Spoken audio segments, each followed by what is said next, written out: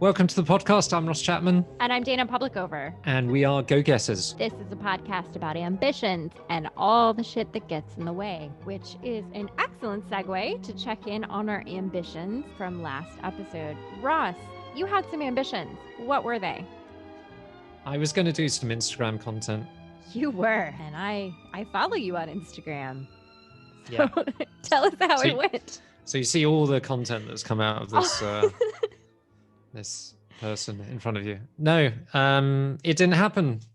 Actually, I'm glad that I picked Instagram and not YouTube, because that would have been the biggest disappointment. So yeah, I said I was going to create some Instagram content because that's what I like doing. It's a great feedback loop for me, and I just like creating stuff, not complaining about stuff.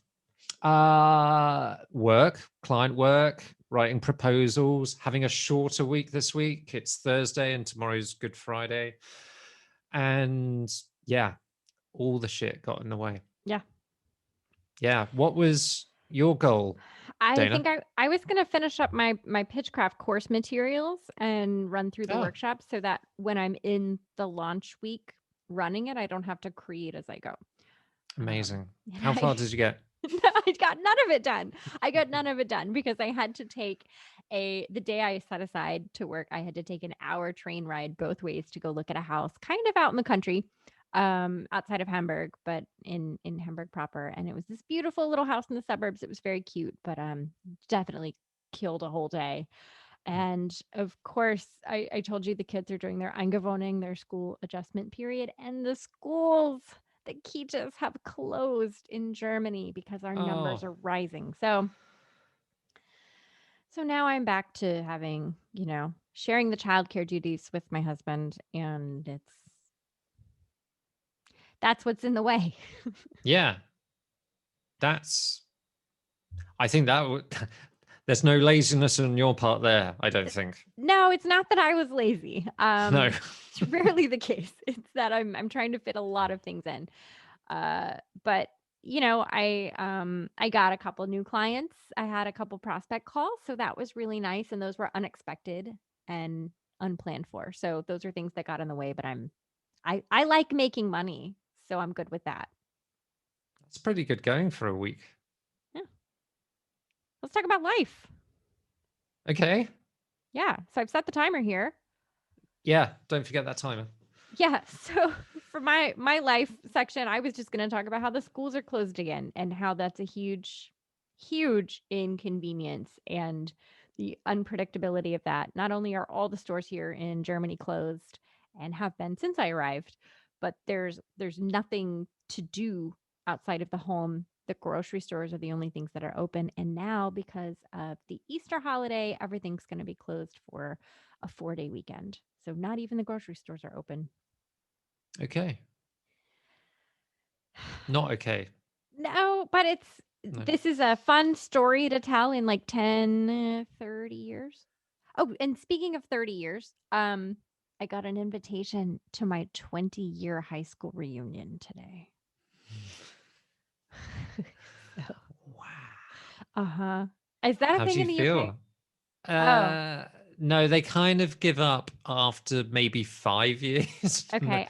Everyone kind of goes, that was a bad experience. We're never going to look at that again. But yeah, do they do something differently in the US? Yeah, I think they ramp up as they go, actually. Oh, wow. Like my dad went to his 50th, which was, he's a super old dude. Like I saw the invite. It was an Evite, and I thought, oh, really? Oh, that hurts. Yeah. Oh, that was the reality check I did not need. So I doubled my eye cream order. That's the end of that story. Tell me about your life, Ross. Tell me what's going on. I found almost by accident that I'm living vicariously through my children. like a sports dad, like a pageant dad. Tell me. A little bit of sports dad. So throughout some mystery of our lives, my son now wants to one day win the Tour de France, which I was quite late coming into cycling, but he wants to do that. And then my daughter is interested in going for a walk, but I've somehow turned that into hiking and somehow turned that into a multi-week adventure across the UK. But I don't know if it's a good or a bad thing. I think I'm pushing them and we're having together time, but maybe I should get my own hobbies. I think those are your hobbies because I think you were doing them first. Like you've Yeah, been a cycle person since I met you. that's the technical term. Yeah. Uh-huh, a cycle person. And I think kids model what they see and they're I think they want to spend time with you. So if you do a thing and you're excited about it, Mm. that gets them excited about it too. And I think that's the opposite of pushing them into something. Yeah, yeah. I think they're doing things that I did do. I think pushing is doing things that they didn't have the chance to do. The parents didn't have the chance to do. Totally. Yeah. And Like win the going, Tour de well, France. yeah. I don't I think I try to get my kids to be interested in TV I want to watch. Okay. And they're not. They want to watch this thing with a gecko. It's Gecko's Garage and he sings about cars, but it's like Baby Shark and Wheels on the Bus and then he just like changes the words to make it about like ambulances and stuff. And I'm like, I don't want to watch this. I want to sit in the living room and watch something different. So I'm like, hey, why don't we watch this? The Lion King, for instance. I was like, I'd love to see The Lion King. It's been years. Yeah, we get like 6 minutes into it. I'm like, whoa, this is a bad choice for the under 4 crowd. And that was our time perfectly. That's amazing. Yeah. We're getting good at this. Yeah. Okay. So moving into work talk. What's in our work talk? Talk. TikTok without the tick. Talk. Okay, so here's what I want to talk about, and I'm insanely passionate about it and kind of pissed off about it. So I'm seeing all these announcements that companies sent out emails saying we are office centric. We are returning to the office right now, May 1st or June 1st. We're going back in person, full time, be there, be square, etc. And first of all, people aren't even vaccinated fully yet. Second of all, the schools aren't even fully open yet. Third of all, most of us are doing our jobs just fine remotely. This doesn't count me, of course, because I'm a free agent. But I think you've been remote, but you were remote before all this happened anyway, yeah? Yeah. Yeah? Yeah. In the UK, our government want us to go back to work because if we go back to the office, we're using the trains and the systems, and we're going to go into the shop on the way in to get our coffee, and then we're going to, throw some litter that someone's paid to pick up and all that kind of stuff. And there was an article I saw on Unleash group, and the UK Chancellor wants everyone to get back to the office, but a few people don't really agree because businesses have been preparing for hybrid and remote working for around about a year. And we've actually learned a great deal. And there are so many benefits. It's still a bit early to say that this is a great future for us, but it definitely is not great to just go back to the old ways when not everyone in the UK has been vaccinated. Yeah. And there's just no real consistent data to give us any justification that is the way to go. The problem is this country is designed for people to travel to a capital city and do work in an office. And I think remote work is here to stay. But here's the thing. I don't think that this is why I think hybrid is super important because not everybody wants to work from home. Like Jim, my husband, he does not want to work from home. He wants to work in an office. He wants to have office mates. He wants to go around the pub. after hours. He wants that office life. I absolutely abhor and detest having to be somewhere, be required to be somewhere. I'll be there voluntarily if I choose to be there every day, but I want the option to choose, And I think a lot of people would rather have that freedom and flexibility. What I think is really frustrating is that women I know on the west coast of the United States, in California, in the Bay Area specifically, they're all working in tech. They're being asked to return to the office when they don't have childcare. They don't have open schools. Their schools are still virtual. Not all of them, but some of them. And their bosses and their teams are like, well, figure it out and come to work. Hire external care. And these women are like, okay, are you going to pay me for that? Are you going to reimburse me for that? How am I supposed to do that? So you have these women exiting the workforce in droves because there's no backup childcare. That's the safety net that keeps the jobs going. That's the safety net that allows women who are largely the caretakers, they're largely the people who have responsibility in the home for that kind of thing. That falls on them. And there's going to be this huge gap because the only people who can spend, I'm going to say 50, 55 hours in the office and in commuting every week. That's a very select, very small group of people. And that group of people is able to make that work because of the support systems that they have in place at home. So you're limiting your workforce to people who can do that. And I think that's going to show. That's going to show a lack of diversity. Diversity has been an ever-growing topic around remote work, and the opportunity for employers is to hire outside of their locality, which then has a huge diversity boost. You can also hire people who are disabled. You can hire neurodiverse people. You can hire people who may need special accommodations, but can work completely fine from home in their own control.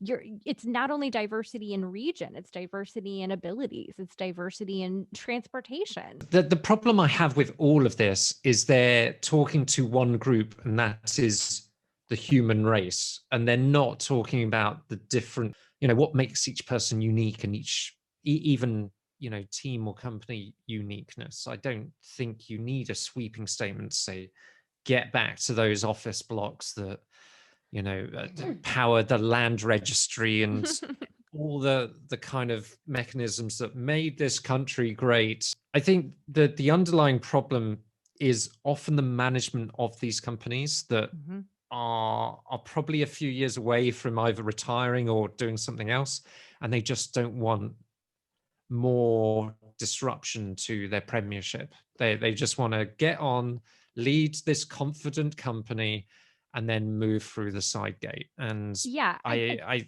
think they just, their peers and who they look up to didn't have to deal with any of this, so they just want to go back to that.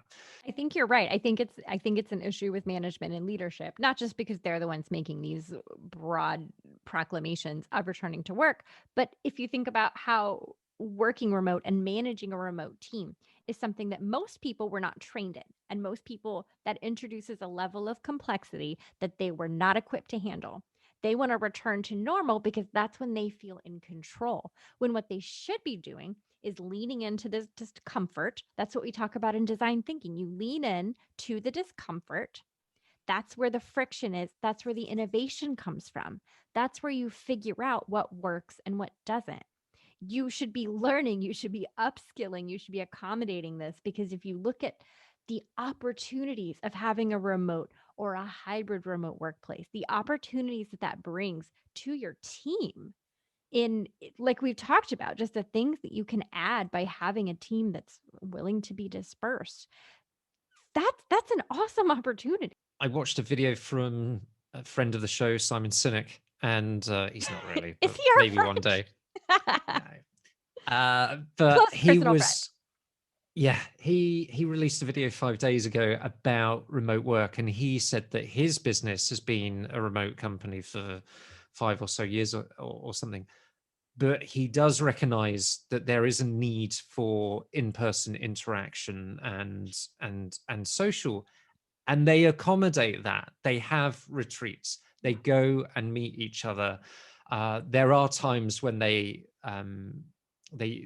do things outside of work, but it isn't just a Zoom call, and that's how you're present in the work that you do. It's completely varied, but what he's been able to do is cultivate a team that are just complete A players. They're just incredible. And the UK Chancellor said that he thinks that working from home is inferior to face-to-face work, and I would just say you need both. This either or thing is just nonsensical. You just do both. You work in a performance-led culture, and then you meet and you socialize. And actually, you don't always have to do that through work. You can get to know your neighbors for once. You can go traveling. Right. You can do things that doesn't have to be facilitated through your job. But That's exactly right. But that requires people to be a little more in control of their careers. And I Work think fewer hours, set healthy yeah, boundaries. yeah, I think we're going to see a lot more of that in the coming year or two. I think people are going to realize how much their job has abused or exploited their time.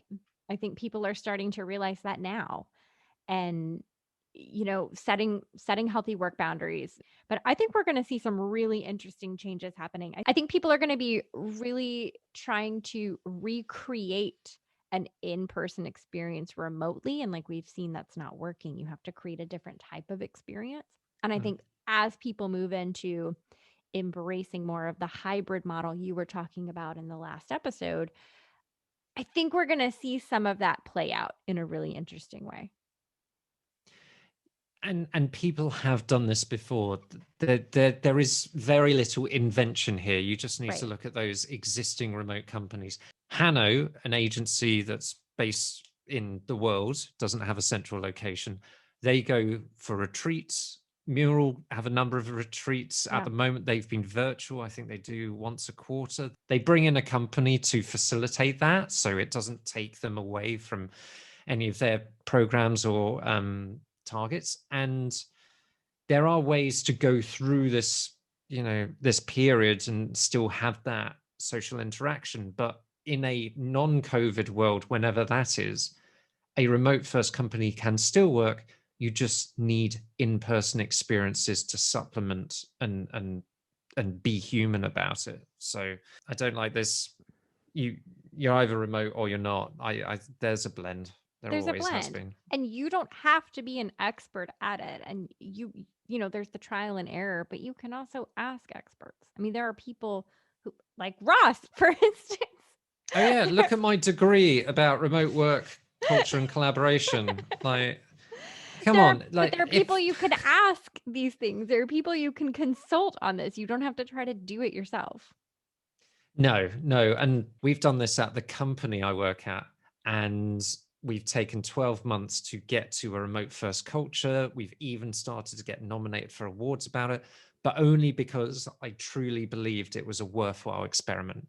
And experiment is the key word there, because you've done a tremendous amount of experimentation with remote, even before all of us shut down and became remote. You were leading the charge on virtual and remote design sprints 2 years ago when we started talking about this.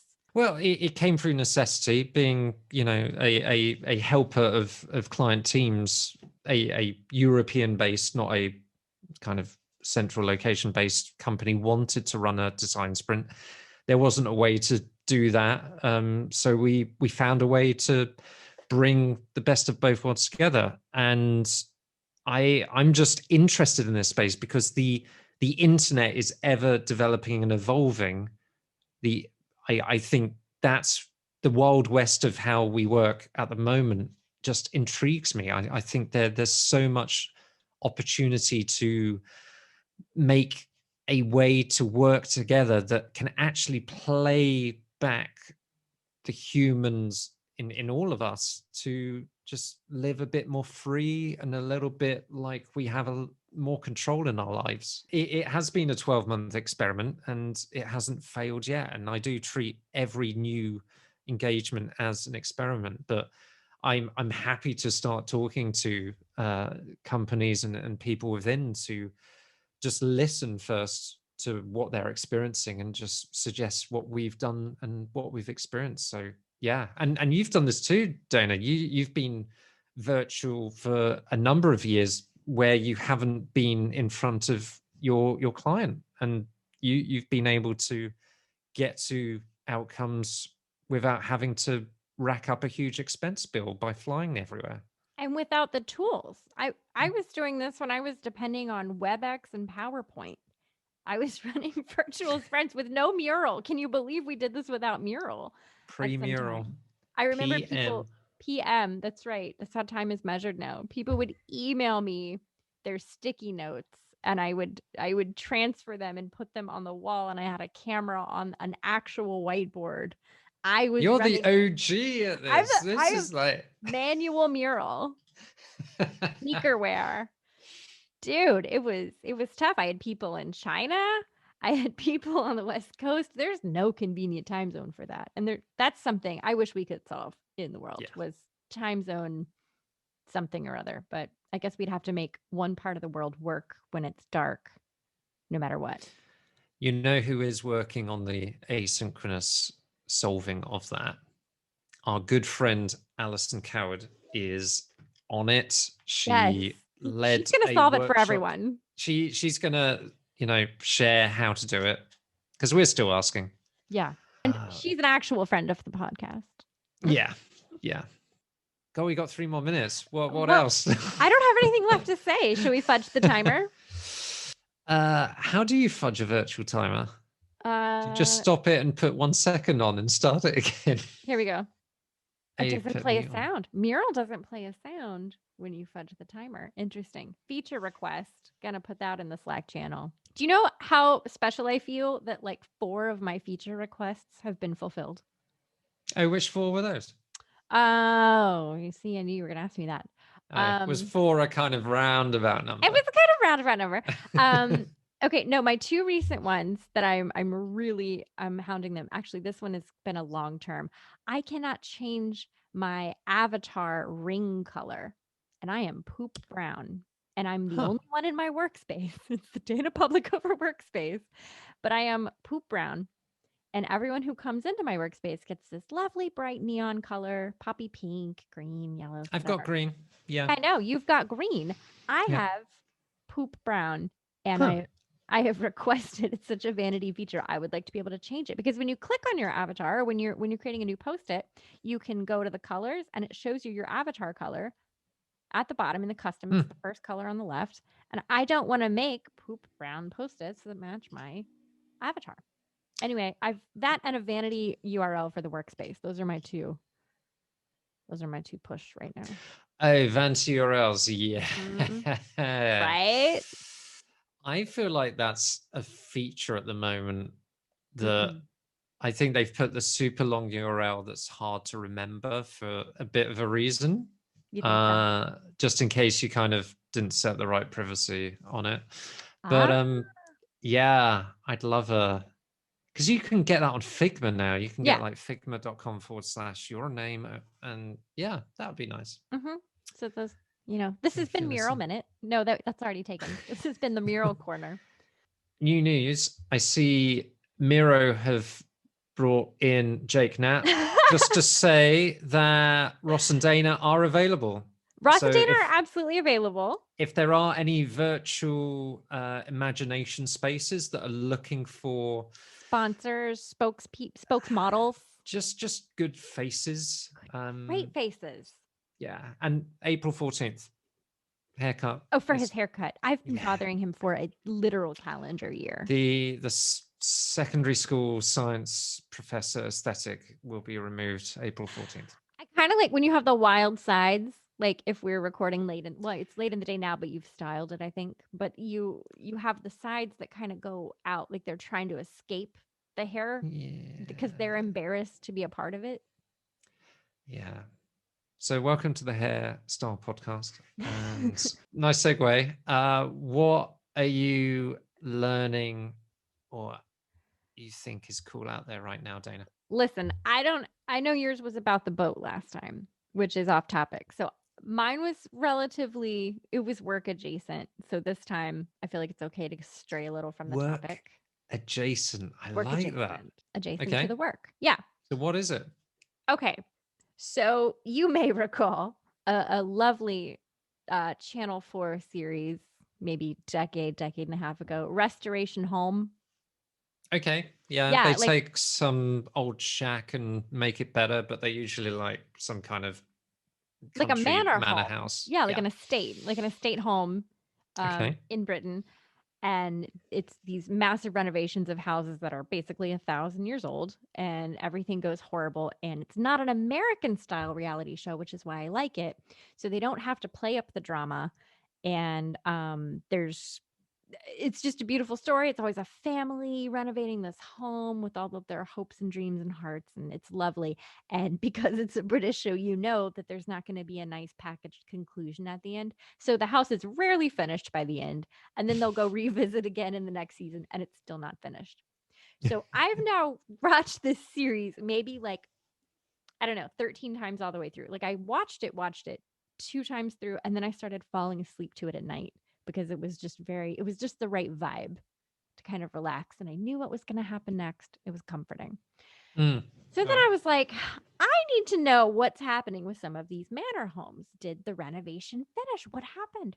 So I started looking them up on Instagram. Checked in with a couple. Some of them are doing well. Some of them aren't on Instagram for some reason. But I have now stumbled into this rabbit hole of Instagram that covers manor homes and castle renovations. Okay. So it's like watching the long form edit in real time of these renovations, and I'm like really wrapped in. So I was telling Jim, it's like vicarious home renovation experience. Like I'm not renovating the house, but I'm right there with them like I am. Yeah, so that's really like that's what I'm learning right now. I'm learning that stonemasons are really just carrying your country forward, and that there's a thatcher shortage. People who know how to make the thatched roofs. Right. Yeah. So, young thatchers, people aren't growing up and saying, you know what I want to do? I want to stuff some hay into a roof in a traditional style by hand. So they're dying out. There are these really old people doing it. So And then in 5 years' time, do it again at the same property because it only lasts like a few years. I So mean, it in seems like it'd be terms a of lucrative business. building materials, thatching is not the one. But it looks nice. It looks Yeah. nice. It's got that English So countryside look. would you restore a home? I would have to wait till Jim dies to do that. Okay. I don't think he would be on board for a renovation. That's why he has to go. Right. Right. I think the stress of it. Nice share. Like that. So that's what I'm into right now. Tell me, what are you doing? What are you learning? Mine is not related to that whatsoever, but doesn't mean it's better because it probably isn't. I look at more frequently than ever nowadays product hunt on an evening. So I've probably read a few pages of my book on Kindle at the moment. It's something like Robin Redbreast or something. I don't know what it is.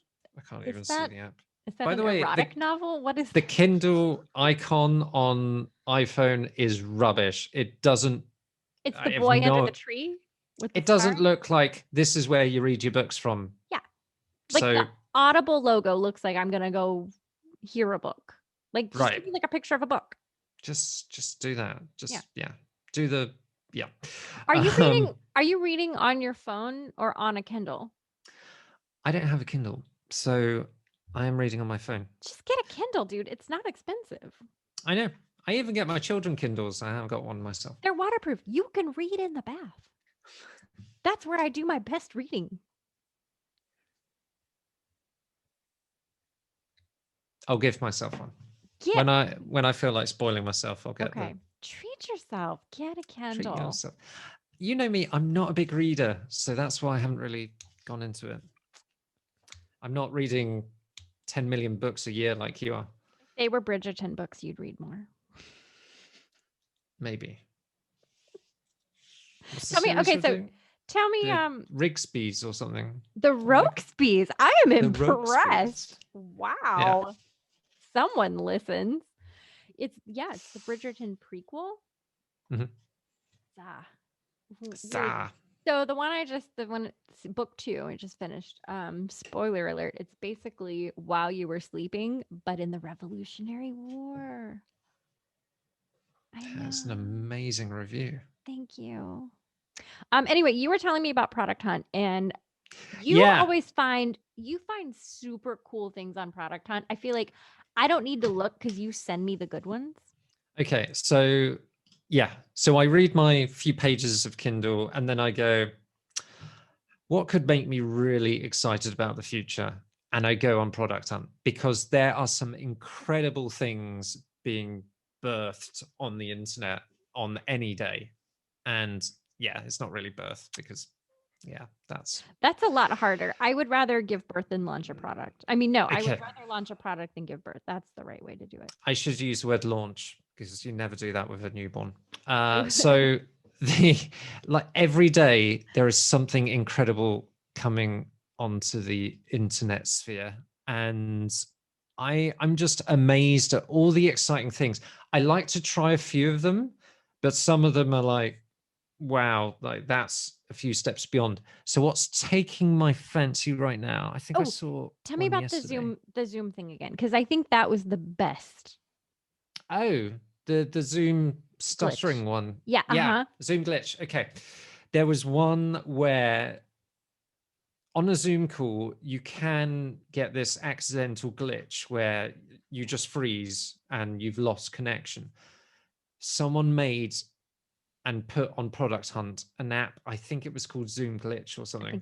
We'll find it and link it in the show notes. Zoom Glitch, which no, it's not called Zoom Glitch.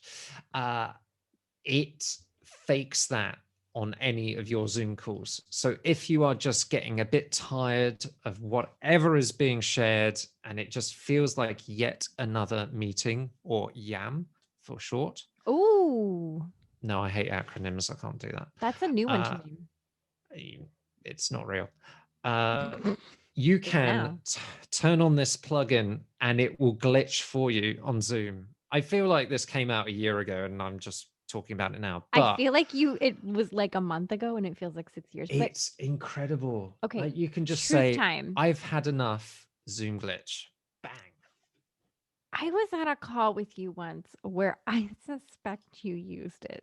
Do you know which call I'm talking I've about? never used it. Are you I sure? don't have it. Yeah, I'm truthful. I really truthful. thought you okay. But it's funny, one of my colleagues doesn't have Zoom glitch. Well, maybe he does, but he doesn't. And his internet is so bad in London. Now and again, he'll just be mid-sentence and he'll be like this, and we're like, oh, Dude, we've lost him again. did you see The Prestige? Do you remember this movie about the magician? I've seen The Prestige. Okay, Yeah. yes. Such a good movie. What if this guy's internet is actually not that bad? And it's like The Prestige, where it's like the long con where he's bought into it so long and he could just Zoom glitch whatever he wants. Dude, That that's is super brilliant. cool. Yeah. Just looking at some more apps. I love this site. I used to, 2020, that's probably too young. 50 years ago. 15 years ago. Old man. A designer very early in their career would go on a web gallery to look at website designs that look great. This is what I look at now. Kind of like a Pinterest for websites. Yeah. Dribble? Was it Dribble? Yeah, but 6 years before that. Oh, So what's yeah, that? there's loads of stuff. So there is always a app that does exactly what you want, or something that you really want to do in the near future. And you So get to be the person who kind of hears about it first and gets to tell other people about it, which I think is part of the fun. yeah, so okay, I found one now. There's one called ChatBot Visual Builder, and it's a no-code builder to create AI chatbots. I could use this and say, hey, we're going to do a chatbot design sprint, and we can prototype in front of your eyes and use this. And people get excited by that. Oh, that's good. Oh, But and they that's a don't good just application. sketch, chatbot says this. No, you just freaking build it in front of them. Oh, that's good. That's what I get excited by. I'm going to put that one in the show notes too, because that sounds cool. Chatbot Visual Builder. I'll link it now. Okay. Cool. Goals for Yeah. the week Intentions, ahead. goals, ambitions. Ambitions. What is your ambition I mean, for the next week? my ambition now, I need to onboard these new clients, which is exciting. So I have a new mural template for onboarding clients and kind of aligning with them. And I'd like to finish that out. And I might actually ask you to test drive it with me. Yeah, that sounds good. Do you send them a link to it so they're like, oh, I could look at it later? No, No, I okay. do it in the moment. I do like a big reveal. That's cool. The drama is all part of it. Yeah, so that, and I still need to do those Pitchcraft materials. I'm hoping to get 3 to 5 final registrations for Pitchcraft. So I'm going to do a final sales push in my content, and then I'm going to move on. Okay. What are your ambitions, go-getter? So, bit of a reveal.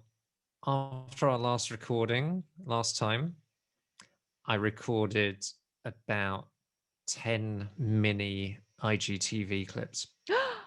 You did? So I've got to edit them over the next week Oh, and I'm excited. schedule them.